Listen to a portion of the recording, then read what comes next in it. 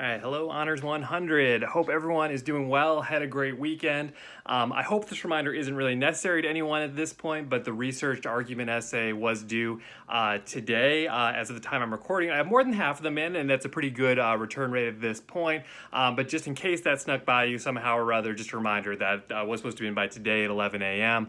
Look forward to seeing those. I'm really hopeful I'll be able to get scores and feedback back to everyone within about a week's time, and I'll do it on a rolling basis like I've done for most other assignments. So some of you might get your feedback a good bit sooner than others, possibly as soon as tomorrow for some of you. Others might be waiting closer to a week, but rest assured I'll get to those as soon as I am able. Other quick housekeeping note I should mention, the next class, Wednesday's class, I had scheduled on the syllabus a reading in a class session, just completely slipping my mind that we were recognizing Veterans Day on the 11th. So no required class on Wednesday. I'll probably put up a placeholder class just to kind of just keep pace on the post on Canvas, but no required participation for that day, and no reading assignment for that day. So you have the learner essay from your textbook listed on the syllabus. I've decided I'm just going to waive that reading. We're just not going to do it for the class. If you already did that reading and you want to do a reading response journal to still get something out of it, please feel free to. I think it's an interesting essay. That's the reason I assigned it in the first place. So, please, by all means, still feel free to engage with it. But I know most, if not all of you, are very busy people, and so it might not be the best use of your time at this point. So if you haven't read it yet, feel free to skip that reading. We're not going to address it with the class. If you have read it, again, please feel free to do a journal response to it, or just to enjoy the reading. If you want to email me individually to discuss it some more, I'd be happy to, but we won't really discuss it in class beyond that point. So for today's class, if we were meeting in person, I generally look at this as a day of just kind of resetting. You've just completed the biggest assignment of the semester with the researched argument essay, and now we're going to gear up for our creative nonfiction assignment, which is our final one of the semester. I think of it as being a less challenging, in many ways more fun assignment than most of the ones we've done up to this point, but it is a shift in gears. We're doing something different at this point, and we are sort of tapering for the semester. So what I do for this class typically is I put an essay up on the screen that we kind of all read together and sort of engage with at the same time. And I was trying to think about how to do that in the remote class format in such a way that it wasn't just putting more reading on you, right? Because if we spend our time in class doing a collective reading aloud together, that's not really extra work on you. That's just sitting in class and kind of engaging with the piece. It's intellectual work, but it's not homework that you would have to do. In a class like this where basically everything is homework because we're not meeting in person at any point, it's not quite the same to ask you to read something extra during class time and have that count in the same way. So instead, what I'm going to do is I'm just going to read this aloud to you. And I have the PDF posted. It's in the files for this class. I'm also going to just post it in the discussion thread here. I invite you to open that up and to kind of scroll through with me to read along. I don't think it will have nearly the same impact if you just listen to me read it without looking at the text and the images that accompany it. So I encourage you to do that. So similarly, feel free to read it over on your own if you're so inclined. I've had a lot of students say they really like this piece, so feel free to engage with it further on that level. But I'm just going to read it aloud here and invite you to kind of scroll through, just so we can all kind of process, absorb this piece at the same time. And then I'll get into introducing the assignment. That in some ways this relates to very directly, and is sort of an example of the kind of thing that you might do, but are not required to do for this assignment. So the piece is called Dislocations by the essayist Verity Sales, and I'll give you a moment. If you want to pause the video just to open up that PDF, so you have, I'm sure, much faster laptops or other technology than I do, you probably already have it open. Some of you that might take a minute, so feel free to pause the video if you need to, but go ahead and open that file and be ready to scroll through it as I'm reading through it. Okay, so I love it. I listen to a lot of podcasts. I often give that awkward beat where they say, okay, I'm going to give you a minute to do this thing, and then they pause, and then they start reading something or showing something or whatnot, assuming you're following along. And I always find that awkward because it's sort of like, I probably either paused it myself or already had it open, or I'm not going to follow along anyway, so regardless, this break is useless. So I hope some of you found value in me taking a pause there. Okay, it's called Dislocation by Verity Sales. I'm going to go ahead and read it now. Dislocation. C1. I never told him I imagined spines like necklaces, snipping the nerve cord would release the vertebeads, and yes, they'd fall to the ground, skitter across linoleum, and disappear under the stove. C2. 7 cervical vertebrae bear the weight of the head, 10 pounds of skull and brain, heavy with concerns and calculations, bathed in cerebral spinal fluid. No wonder necks grow stiff and need stretching. C3. He rarely kissed my neck, but he did once in his kitchen as I dropped lumps of meatballs into a pot. Briefly, then he pulled back, maybe noticing red sauce spotting his counter. C4. A vertebra is a body with an arch. The solid projections are named centrum, pedicles, lamina. But what about the empty center with the spinal cord threads? What do you call this void? C5. I've been stacking and aligning fragments of my memory. The kitchen, the kiss, the shape of his jaw, the smell of the sauce. I am trying to create a backstory, but gaps still linger. C6. The backbone is an elastic column, but a singular noun denies the ordered precision of 33 vertebrae, numbered and sectioned by size and shape, interlocking just enough so we bend before we break. C7. I don't see our backstory like a hard length of knotted rope. I see pieces tenuously stacked, gaping holes threaded with raw nerves. I'm using his rules, his rigidity, to arrange my understanding. All right, we're on to the next page. For those who are still following along, may have lost the thread there. T1. Traveling down the spine, we slide backwards, roll down the convex curve between the shoulder blades into the thoracic spine. These 12 vertebrae may be inferior to their cervical spine, but they are hinge points for our ribs, forming the protective cage of our lungs and heart. T2. Before he was a medical student, we were both teachers. When our free periods aligned, he wandered in from the math building and drew logic puzzles on my whiteboard. Can you connect these dots with 3 lines? Can you make a square by only moving one angle? I would figure and fail enough to make him laugh. Then he'd show me the answer. It seemed obvious, and leave me in an empty English classroom to erase the numbers. T3. We were in my classroom when he told me he got a tattoo. BS. Oh, excuse some of the profanity here. You're Ivy League. You're too clean cut for ink. He shut my door, came around to my desk, and unbuckled his khakis. I wondered if he could hear my heart knocking against my chest as he revealed the top of his thigh, the black, freshly inked XI. What is the significance of 11? He hitched up his pants. How do you know it's 11? It could be 9 from my angle. I knew he liked ordered numbers, square roots, and the unfolding of patterns. Was his soccer number cubed? Was it his soccer number cubed? 3 times 3 equals 9? Maybe it doesn't mean anything. He shrugged. Everything means something. T4. When he was done coaching soccer practice, I'd head to his apartment with a 12-pack of cheap beer. In the time it took to drink 2 beers, he would have finished checking all the answers on 2 classes worth of math tests, and I'd still have stacks of papers to grade. I bet you wish you taught math. You'd totally be done with grading by now. He flicked bottle caps onto pages I marked with purple pen. No, I don't. Math is too precise. How can you have just one right answer? I pretended to be annoyed when I put aside the papers and played cards, letting the stack grow cold. T5. We spent a lot of time at the pizza parlor just off campus, perched on cracked bar stools over whiskey gingers, watching sports I didn't care about. He knew every rule and infraction after a lifetime of 3-season varsity everything. He explained onside kicks and offside penalties, but I just like watching his perfect teeth. I'd ask him about his plans for medical school. He came from a family of doctors. His mother, an orthopedic surgeon, spent her days mending the bones, all the more impressive because orthopedics is like boys' club for former varsity athletes. You have to be strong to break bones. So it's perfect for you, I thought, dragging a finger down his back.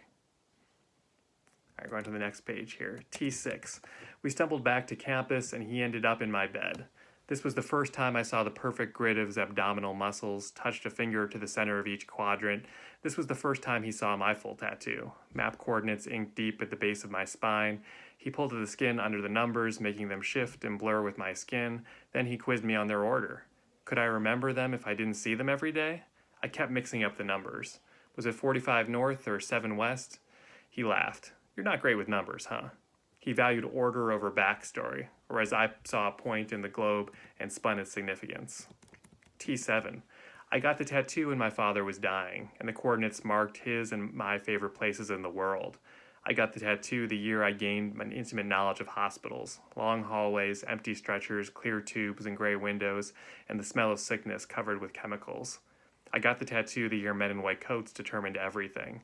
But the medical student didn't know me then. He slid a thin white envelope under my door, and when I read his words, "Please don't take a pen to this as you would your student essays. I'm not a writer, but we just fit together," I had to agree.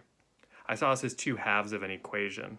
It was incredibly sexy to imagine him as a surgeon, resetting bone lines, scraping out tumors fully where other doctors had failed, sewing the skin cleanly shut.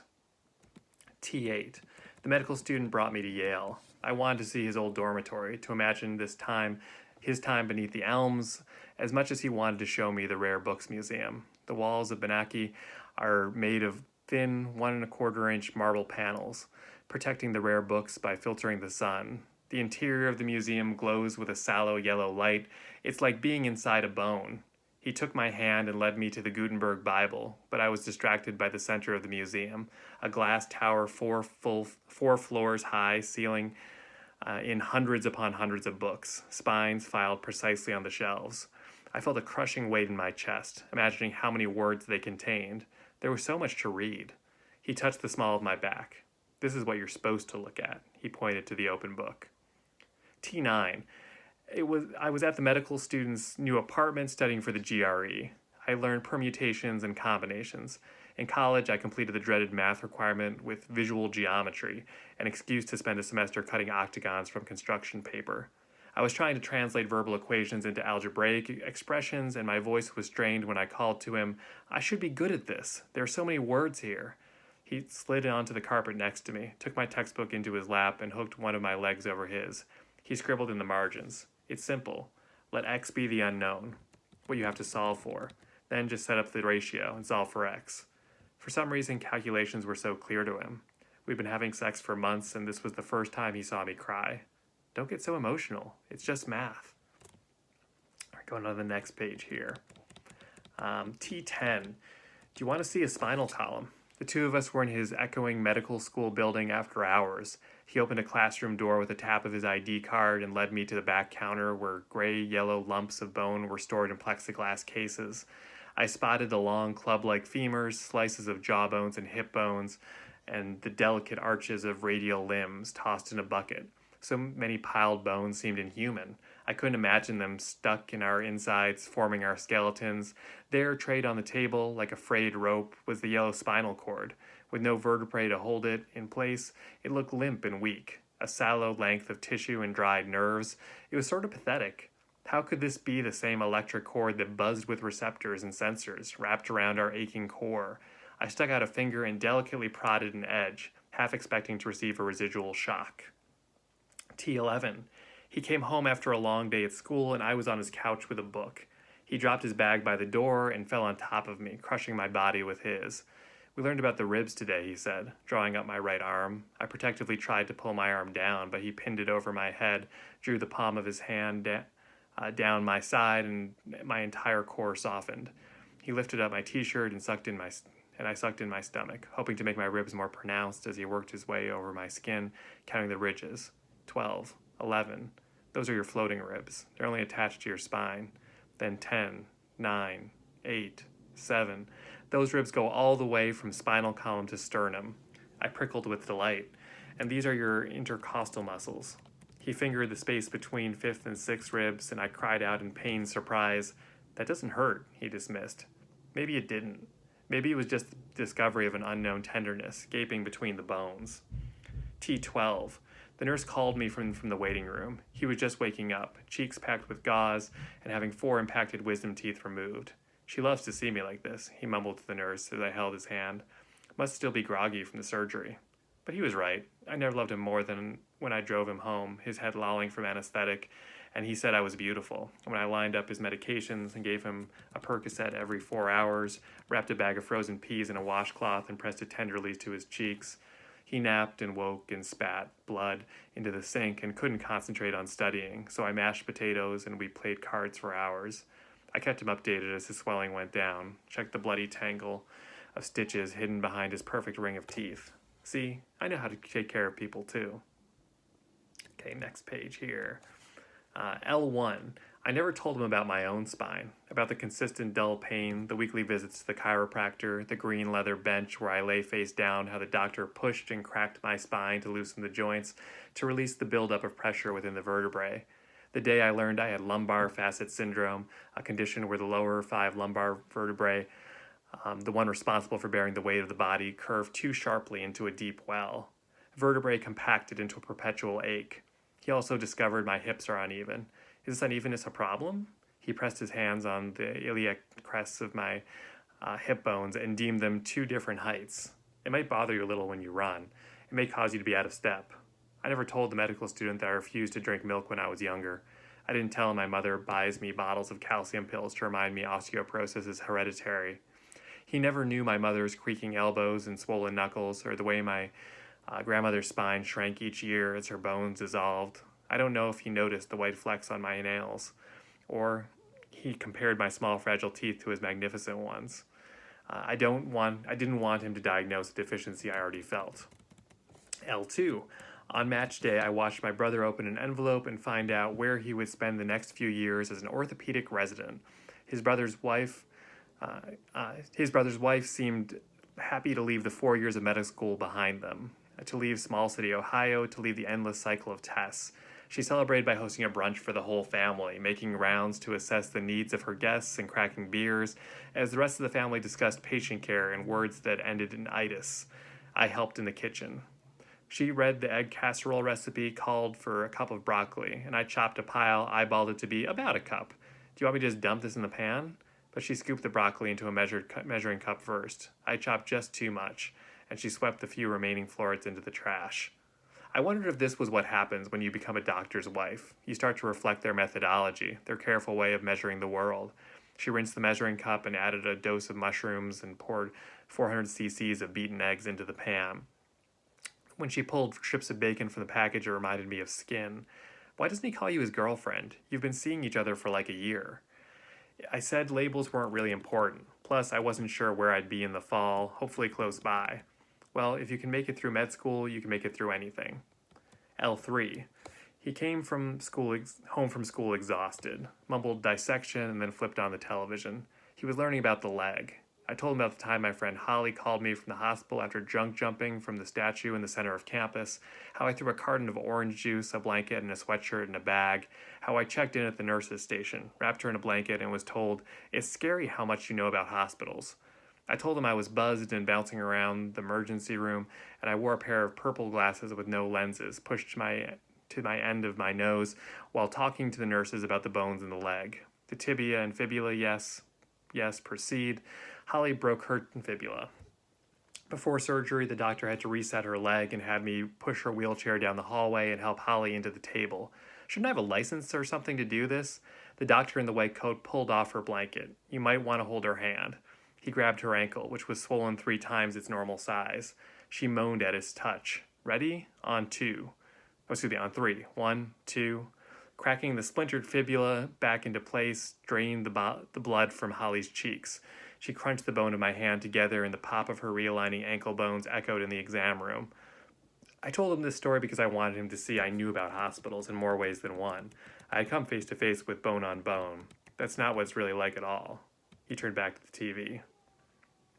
Okay, going on to the next page here. L4. Our sex became intermittent and clinical.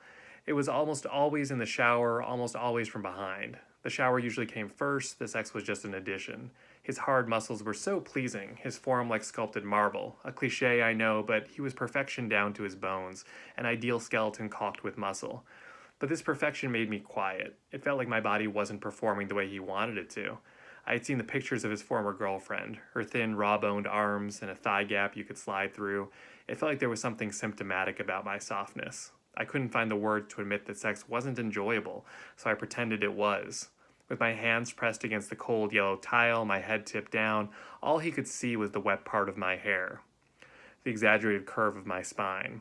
I was the only one who felt the space of the lie, hanging in the silence after a faked moan, before being washed down the drain. We'd rinse off. Occasionally he would flick at soap bubbles on my nipples, but usually he stepped out as soon as I started washing my hair.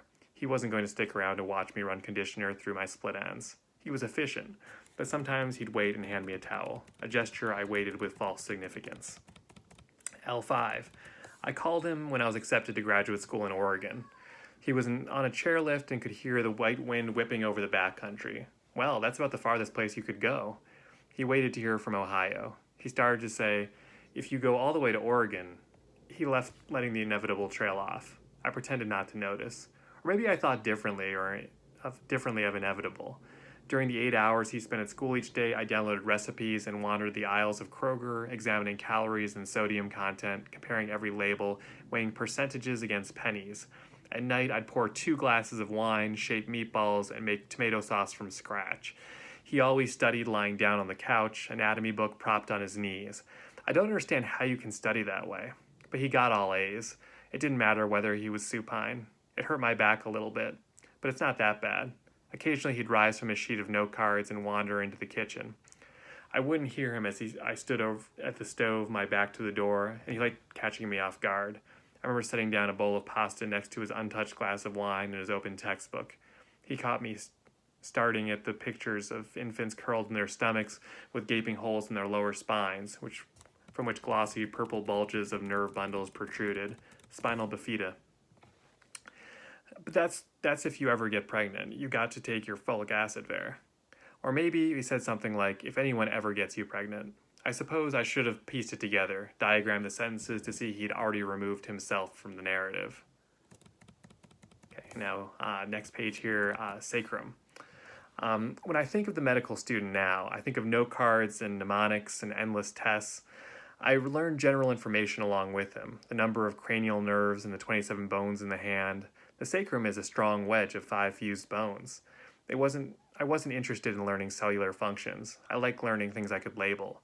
I'm still unsure how cells ossify into bones and give us shape. I cannot tell you how a bone grows. I can only imagine it stretching like clay or sheathing itself in new layers, thin as tinfoil. While we were together, his mind swelled with intricate knowledge. I just pointed and named. When I think of the medical student now, I think of our 3-day drive from Ohio to Oregon. He streamed anatomy lectures through the speakers of my car. I only understood every other word. I'd watch the horizon, or the odometer ticking up in its intervals of 100. I suppose he did too. He saw the 3,657 miles in a way I didn't. He had factored those miles with 3 time zones, plus 180 minutes in time difference, plus 10 hours a day of studying, plus 6 rotations, plus 103 slides per lecture, plus 63 note cards per test, times 2 a week, times 2 board tests equals 0 time for missing someone. When I think of the medical student now, I think of trying to fill gaps with phone calls. It worked for a time, relating the events of our day in precise logical order, as if keeping each other updated despite the uneven hours dragged us into an ordered relationship. When I think of the medical student now, I realize he didn't teach me that bones could develop a slow fracture over time, deep and internal. It takes a doctor to examine an x-ray and see, written plainly in black and blue, broken. When I think of the medical student now, I think of dislocation. I think of bones separated by force, leaving an inflamed socket.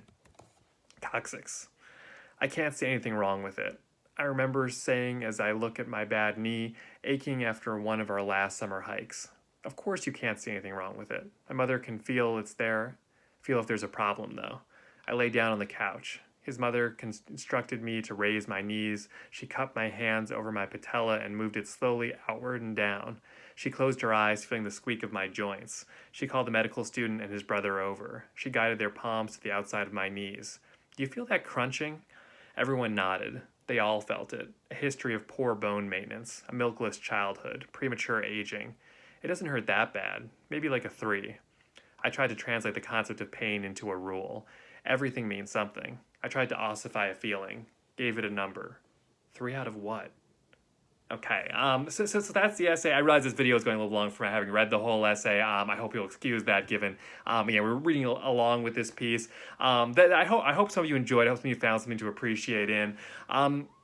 And just in reflection on this piece, I'm going to open one of our sub-discussion threads just discussing this essay. And I encourage you just to kind of engage with the piece in terms of what stands out to you, what you notice, what interests you, and particularly about kind of the intersection of different pieces here, right? Because we have very clearly the visual elements of it. We have, the representation of the spine going down the left side of the page for each part of it, and the text on the right side. It almost looks like a poem at first glance. It could be read as a poem. I think the author, Verity's Tales, would call it a lyric essay, but there is some room for interpretation there. But nonetheless, all this insertion of kind of, medical terminology and kind of med school considerations in the narrative of this author and her experience with the medical student, how we read that intersection, what that does to the piece. Just some things I think stand out that I think anyone could comment on, but again, feel free to comment on anything you're kind of interested in this essay. But the main reason I wanted to introduce this is as kind of a framework for thinking about, as an example of what you might do for your creative nonfiction assignment for this class. So I also have here posted the prompt. I'm going to go through this pretty quickly. I'm going to try to make sure this video is under a half hour at least. Appreciate you bearing with me here. The nature of this assignment is for it to be really open-ended. So up to this point, our focus has been on analysis and argumentation, using research to kind of fuel those purposes. Now we're doing, again, what I personally consider to be a little bit more fun of an assignment. At minimum, it's certainly less structured. For this assignment, you can take it in a lot of different ways, but the focus is less on an argument, more on creative expression is kind of the idea here, and using some of the tools we've developed already in terms of just kind of writing style, in terms of potentially using research, as well as in terms of potentially using additional creative elements in formatting and visuals to render something important to you. So I give some examples of what you might do for this essay. The examples I give are an essay rendering a specific event or moment in your life, an essay meditating on a particular theme or interest that's impacted your life at different points, or an examination of a topic of interest to you, delivered via scene, collage, list, or other forms that defy the conventions of a traditional academic essay. A number of the readings we've done in class kind of reflect this. The Verity's Tales piece, I think you can't read as anything but creative nonfiction, whereas other ones kind of walk a line. The Ta-Nehisi Coates piece that we read last time, I would suggest is another fine example of creative nonfiction in terms of, I think there is an argument, an undercurrent of one at least in what the excerpt we read, but the way it's framed as a letter to his son and the way he weaves in and out of, historical examples and personal experience, makes it more of a piece of creative expression, or at least the way it's articulated looks like that. So the guideline for this is that it's 4 to 5 pages in length, but I welcome you to use visual elements or different format and kind of get your point across. And so to that point, I'm looking for a minimum of about 3 pages of actual writing, 3 pages double spaced if you're thinking of it as like more of a traditional essay. But feel free to get more creative in how you kind of portray this thing, as long as you can get to that 4 to 5 page space with use of images. If you want to use photographs from your life, if you want to use graphs and diagrams. Any of that is fair game for this piece. Again, it's relatively wide open. There's an option to use one of page for the assignment as a process memo, as I discuss here in the prompt, just to basically document what choices you made and why. So if, for example, your piece ends up being on the short side or just really experimental to the point where you're not sure that I'm going to get it, you can use that page to explain your choices and kind of make up for any potential losses there. And then the last piece here, there's an option to present and earn extra credit for this assignment. So this is separate from the consideration of extra credit that you can earn for the class, where there's that 3 points you just add on to your overall score by doing the Writing Center workshops. What I'm talking about here is for this specific assignment. It's out of 20 points. I will very readily allow students to max out the scale and get to a full 20 points. You can't get more than 20 points. But if you're going to get a 17 out of 20, I'll bump up your score to 20. If it's going to be an 18 out of 20, I'll bump up your score to 20, if you're willing to share a page of your work for the whole class to read. And basically I'll post it similar to what we did for the workshop earlier in this semester. This is mainly intended as an opportunity just to share your work with the class and kind of end on a high note where it's not necessarily a professional reading that I have assigned, but rather getting to share a piece of yourself with the class. I think can be a really fun, interesting, engaging way for us to handle our last week or so of class. So there's some more guidelines about about that. I will go into more details about this in a lecture to come. I want to cut it off here just for time's sake. But read over this assignment prompt. I'll leave a space in the discussion thread for questions about this assignment as well. I hope it's straightforward in terms of it being, again, a pretty wide open assignment. I'm giving it to you on the early end because I want you to take a little bit of time to think about what you will do for this assignment and time to ask me questions if you're not sure what you're thinking would really fit the assignment, and then plenty of time to execute it as you like. So no pressure. I don't mean to put you under pressure of you just turn in one big assignment and then introduce the next, rather just give you the maximum time to think about it. Okay, I'm going to wrap up there. Look forward to the discussion thread, and again, no required class on Wednesday.